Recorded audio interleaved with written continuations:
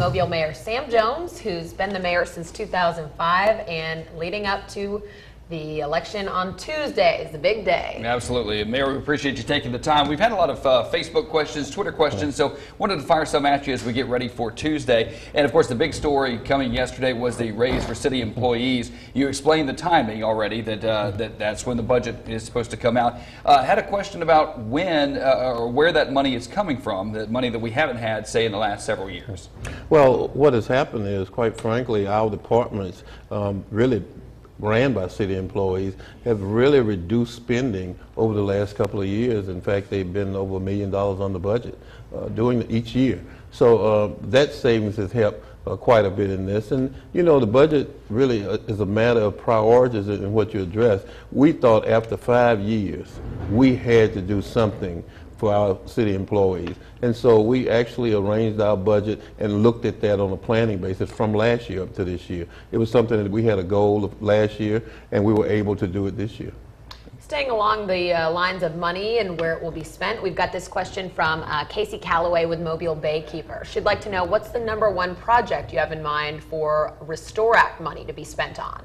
Well, you know, a number of our projects are environmental projects, but then we have some other projects that really, what we think are regional significant projects, such as what we have in the tunnel now, the backup in the tunnel. We've got to try to address that. Of course, that won't be just major for us. I think it will be a project for all people involved. But I think that one of the things we're doing, we're still working on Dog River.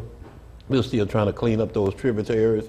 And so what we're looking at is the best way to first prevent debris from getting into those tributaries, and then secondly, to try to clean up Dog River. And we do have some equipment coming in that will help with that. We have one in there that really picks up debris, but we have another order. What about the future of places like Ladd-Peebles Stadium, the Mobile Civic Center? What are some things you can do to maybe improve the outlook of those two facilities specifically? Well, as far as Ladd-Peebles Stadium, we really have to have more events there. Right now it's really football and maybe 1 or 2 other events. It really is equipped to do a lot of other things. We just put new turf in the stadium, and the stadium is being renovated. So I think what we've got to do is get more events there. In the Civic Center, the Civic Center has quite a few events, but there is room for events there. We need to upgrade the Civic Center.